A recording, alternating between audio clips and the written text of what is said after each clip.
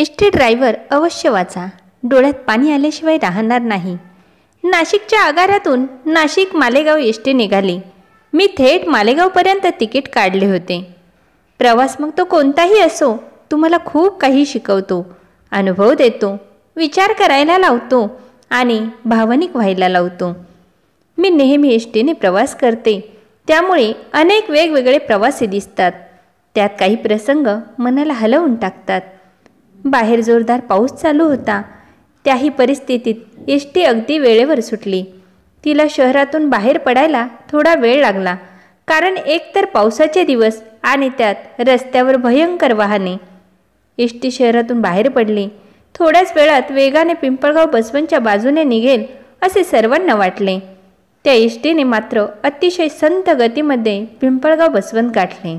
एसटीमध्ये बसलेले बहुतेक प्रवासी हे ओझर, पिंपळगाव बसवंत, चांदवड आणि मालेगावचे होते. एसटीचा अतिशय हळू असलेला वेग पाहून आता प्रवाशांमध्ये कुजबूज सुरू झाली. एसटीमध्ये बसलेल्या काही महिला व तरुण मुलांचे टोळके होते. इतरही काही लोक बसलेले होते, पण सगळ्यांचा सूर एकच, एसटी खूप हळू चालली. प्रत्येकजण एसटीच्या चालणाऱ्या संथ वेगामुळे थोडे नाराज झाले होते.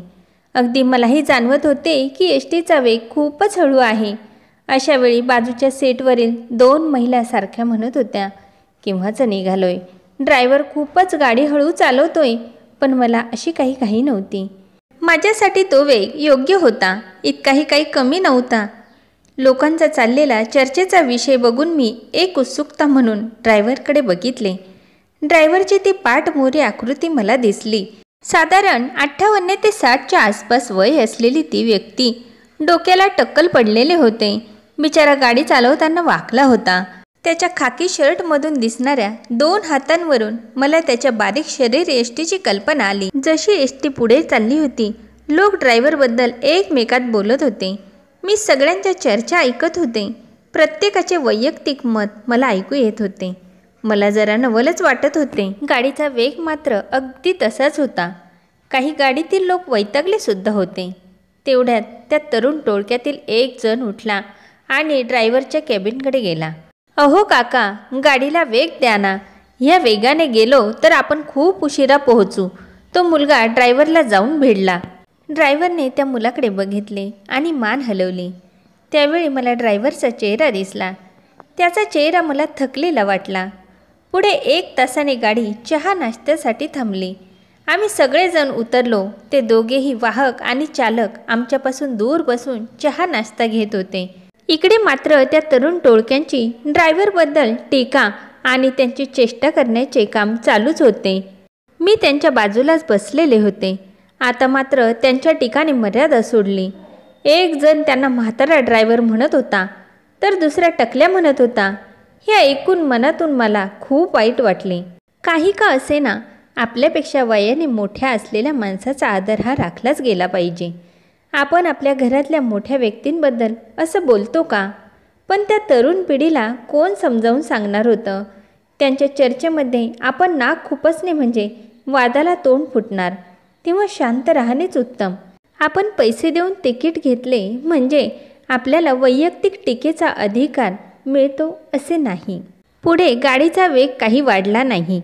त्याच वेगात भर पावसामध्ये गाडी मालेगावकडे निघाली होती. एसटी चांदवड सोडून मालेगाव जवळ आली. एसटीमध्ये आता मोजकेच 10-12 लोक उरले होते. ड्रायव्हरला नावं ठेवणारी त्या तरुण मुलांची टोळी चांदवडला उतरली आणि काही प्रवासी उमराणेला. मी आणि काही प्रवासी आम्ही नाशिकपासून सोबत होतो. संध्याकाळचे 4 वाजले. पाऊस जवळपास उघडला होता. किंचित ऊन पडले होते. रस्त्यावर आणि एसटी स्टँडवर लोकांची गजबज दिसत होती. समोर जागा असल्यामुळे मी पुढे आले. एसटीने मालेगाव स्थानकात प्रवेश केला. माझे सहज लक्ष ड्रायव्हरकडे गेले. ड्रायव्हर हुंदके देऊन रडत होता. सुरुवातीला मला त्याच्या रडण्याचे कारणच समजले नाही.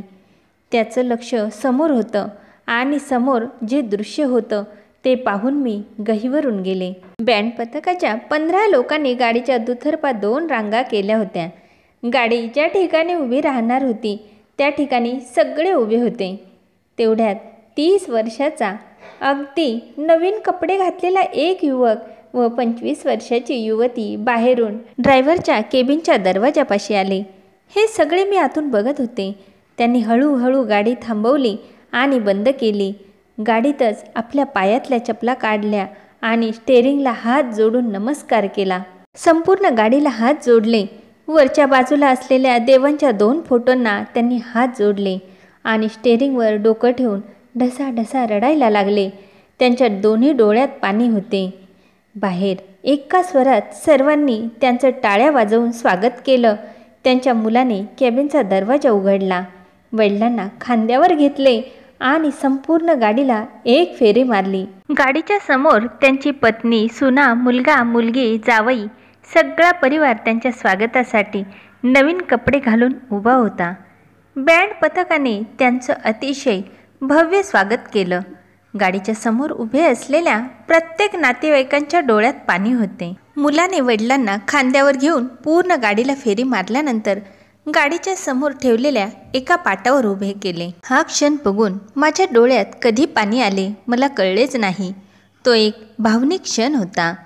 काका आज निवृत्त झाले होते. आज त्यांच्या कामाचा शेवटचा दिवस होता. पाटावर उभ्या असलेल्या काकांचे त्यांच्या बायकोने पाय धुतले. सर्वांनी त्यांना ओवाळली. प्रत्येकजण त्यांच्या गळ्यात एक हात टाकत होता. त्यांना शाल आणि श्रीफळ भेट देत होता. त्यांच्या डोळ्यातील अश्रू मात्र थांबत नव्हते. त्यांना आता गहीवरून आले. तेवढ्यात स्थानकाचे मुख्य अधिकारी त्या ठिकाणी आले. त्यांच्या हस्ते त्या काकांचा सत्कार करण्यात आला. कुटुंबातील सर्वजण अभिमानाने त्यांच्याकडे बघत होते. स्थानकाच्या मुख्य अधिकाऱ्याने सांगितले, देवरे काकांकडून त्यांच्या संपूर्ण नोकरीच्या काळात एकही अपघात झाला नाही. ही त्यांच्यासाठीच नाही तर स्थानकासाठी सुद्धा अतिशय गौरवाची बाब आहे. काकांनी मात्र अतिशय नम्रपणे हात जोडले. कोणतेच काम छोटे किंवा मोठे नसते. त्या कामावरची निष्ठाच तुम्हाला छोटे किंवा मोठे बनवते. तो क्षण बघून मलाही राहवले नाही. माझ्याकडे एक चांगले गुलाबाचे फूल होते. त्या गर्दीतून जाऊन काकांच्या हातात ठेवले. त्यांचे दर्शन घेतले. ही व्यक्ती मला परत कधीच भेटणार नव्हती, परंतु त्यांच्या कामावरच्या निष्ठेतून मात्र मी खूप काही शिकणार होते. चालक खरोखरच एक देवाचाच अवतार असतो. मग तो कोणताही का असेना, त्याच्या भरवशावर आपण निश्चिंतपणे प्रवास करतो, अगदी बिनधास्तपणे झोपतो. हा आपण त्यांच्यावर ठेवलेला विश्वास असतो आणि ते सुद्धा विश्वासाला पात्र ठरतात. आणि त्या विश्वासाला पात्र ठरणारे देवरे काकासारखे कित्येक लोक असतात. ते सगळे निघून जाईपर्यंत मी तिथेच थांबले होते. त्यांच्या जीवनाचा एक टप्पा संपला होता. दुसऱ्या टप्प्याला सुरुवात होणार होती.